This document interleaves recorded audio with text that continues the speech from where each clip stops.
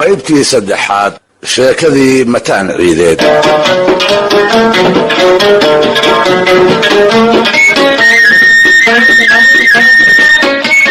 dhegaystayaal, mataan ciideed iyo ninkii reer saaxil ee uu safarkiisa dhacay inta aanan sheekadooda idiin soo gudbin, bal horta aan sii faahfaahiyo xeerkii ay soomaalidii hore maganta ka lahayd ee ay sida weyn u ilaalin jirtay. ruuxa maganta noqdaay waa ruux ku sugan dhul aan cidahoodu degganayn, cudud iyo ciidan uu u qayshado dhul aanu ku lahayn, taasoo sababo dhowra ku imaan karta. ama waa safaroo alaab ganaca ayuu wataa, ama waa mindhisma oo reeraha uu markaa dhex joogo ayuu ka qabaayo xidid leeyahay, ama waa marti reerka habeenkaa ku hoyday waa berigana ka kallihi doona, ama wuxuuba ka baxsanayaa col daba jooga oo dhiiggiisu uu u hilaacayo. si kastaba ha ahaatee, wuxuu xeerku ahaa ninka magantiisa la yahay in agtiisa lagu badbaado oo marka hore isaga qudhiisa laga nabad galo, marka labaadna uu ka dhiciyo kolba ciddii inay waxyeelayso u soo tafaxaydata. barnaamijkii kan ka horreeyey sidii aan ku soo xusayna, ninkaas la soo magan galay waxay maradu ka dhacdaa gabdhihiisuna ku guumaysoobaan magantiisa ruux ah marka la dilo ama safarkiisa la dhaco ama siday ahaataba waxyeello la gaarsiiyo, dabadeedna uu ka gelgelan waayo, geerina uu ka xigi waayo. keligiisna kuma ekaan jirine ceebtu waxay u gudbi jirtay kolba qolada ama jilibka uu ninkaasi u dhashay, waxaana la odhan jiray reer hebel magantooda ma bixiyaan ama waa laga qaadaa. waxaaba jirta oraah markii dambe mahmaha noqotay oo tolalka soomaalida midkood ay kuwa la dariska ahi ku xifaalayn jireen. waxay odhan jireen marti reer hebel iyo mooye jeelaalba miday xun bay dhawaaqaan, iyada oo reer hebelkaas lagu ceebaynayo inay yihiin duul aan martidooda badbaadine habeenbarkii iyaga oo hurdaqar ku jira warmaha dara.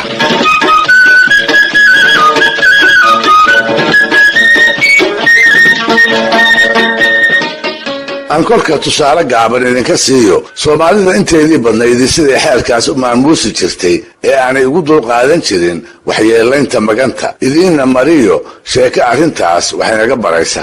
isla xilligaas aynu hadal hayno ee mataan ciideed noolaa ayaa nin lagu magacaabi jiray xuseen xasan samatar oo lagu naanaysi jiray xuseen qoordheer waxaa si ka maca waran kaga fakaday jaamac dalmar nin isagana la odhan jiray.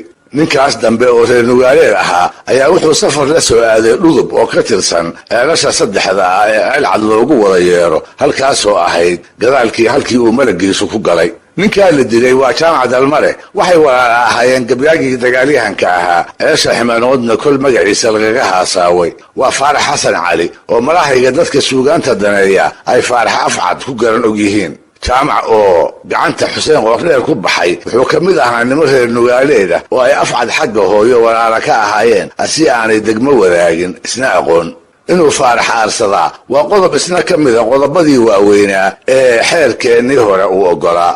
dalka ayaa kala fogaaye faarax uma suuro gelin inuu walaalkii u aaro, lagaba yaabee walaalihiisa kale ee nugaal ku dhaqan inuu hawshaas kaga hurday. si kastaba ha ahaatee, xuseen qoordheer isaga oo aan war u haynin ninkii gacantiisa ku baxay inuu ximan walaalo ku leeyahay ayuu goodobay waabale aalcad iyo mudug ka soo fogaaday. niman aanay afcad tolnimo iyo bahnimo ku kala durugsanayn ayuu la xidhiiday, inanna ka dhistay. mindhismo ama inanlayaal ayuu degmada dhexdeedii ku noqday.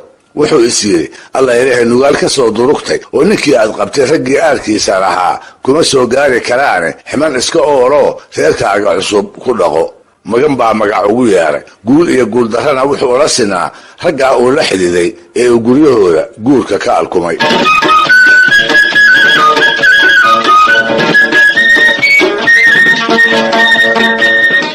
maalintii dambe isaga oo wada dhalaalaya dhowaanna arooskii ka soo baxay ayuu xuseen wax ka soo fadhiistay geed nin tumaalihi uu bir ku tumaayo, gudin iyo warmo iyo amley iyo wixii la mid ah. afcad oo isagana meeshaa waran loogu dayraynayo ayaa ku baraarugay saantii xuseen iyo jaanqaadkiisii. kolkaas buu haddiiba intuu warankii qaabsaday xaggiisii ula jeestay, isaga oo ay ka go'an tahay dhiiggii walaalkiis inuu dhiig raaciyo.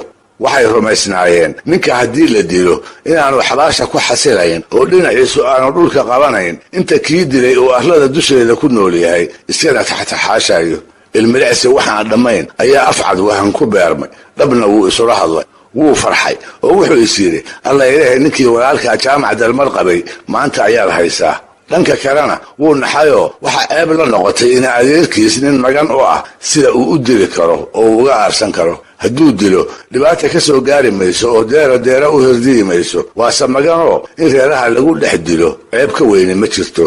nin kula siman oo aad isu rag iyo qalab urursateen ayaa lala diriraaye nin keligii ah oo adiga iyo guryihiinna loo tirinayo welibana mindhismo ku ah sow in loo gacan qaadaa foolxumo maaha.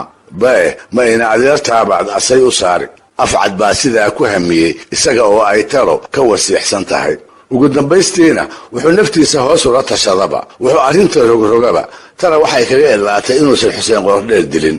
markaas buu warankii inta gacanta midig ka wareejiyey oo bidixda ku qabsaday dhulka qotomiye.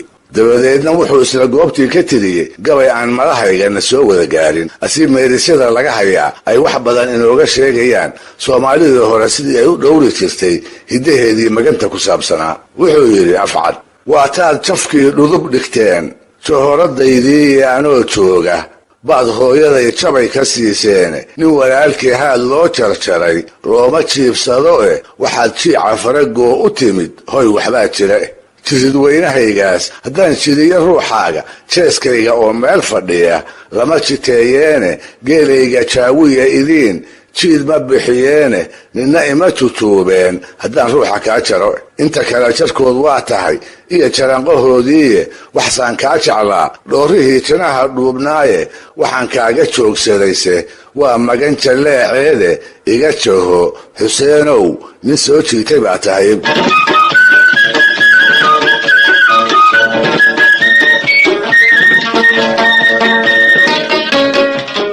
waa tahay qiyaasta 1880 goor aan ku wadno ayaa magaalada Berbera waxaa awr safar ah waa kabare ka soo kaxaystay nin la oran jiray Wacays Xirsi oo Gabyaana ahaa. dhaqankii safraha iyo maganta waa tii aan soo faahfaahiyey. Wacays oo safarkiisa ciid ula socday waxaa la gudbooneyd nin uu magaciisa geyiga ku maro inuu soo sheegto.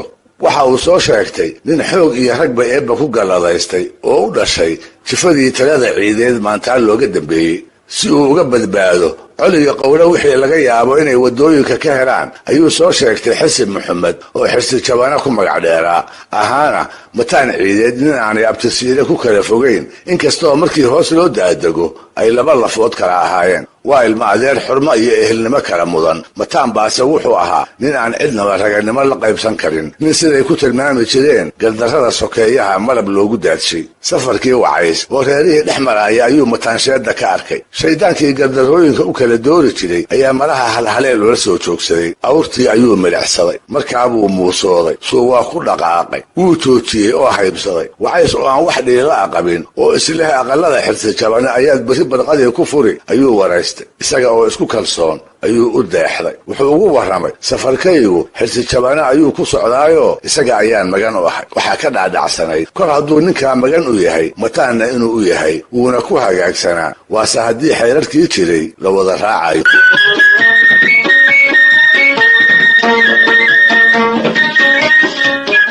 arrintuu nin ay xeerarku qabtaan ma joogin. qosol jees ka keenay ayuu mataan kolba dhinac ula jeestay. keligiis buu isla hadlayaa, hoos buu u gunuunacayaa, dhegta ayaa loo raariciyey. mase wuxuu leeyahay ciidey laguma dego haddiiba maanta la qabo ninaan aniga ahayn inuu cid ku magangelin karo. markaasbuu inta Wacays dhowray ku yidhi, waryaa beenta kuu sheegay oo ku marin habaabiyey. yaa kugu yidhi geyiga ceedeed baa nin aan mataan ahayn laga magan galaa? Wacays baa amarkaagay. Wacays baa wuxuu ku jawaabo laga madoobeeyey. markaas buu mataana si degdeg ah awrtii iyo moodkii saaraaba afka ugu dhigtay, xoolihiisiina ugu darsaday. Wacays oo leegleegsanaya ayaa goobtii ka adaafay. oo maxaa kaloo u bannaan ayaan buuba leeyahay haddii uu gacantii mataan ka baxsadaye maxaa uga eg Xirsi iyo qoyskii uu maganta u ahaa inuu isaga daraabo. sidaas ayuu yeelay. maxaa xigi doona?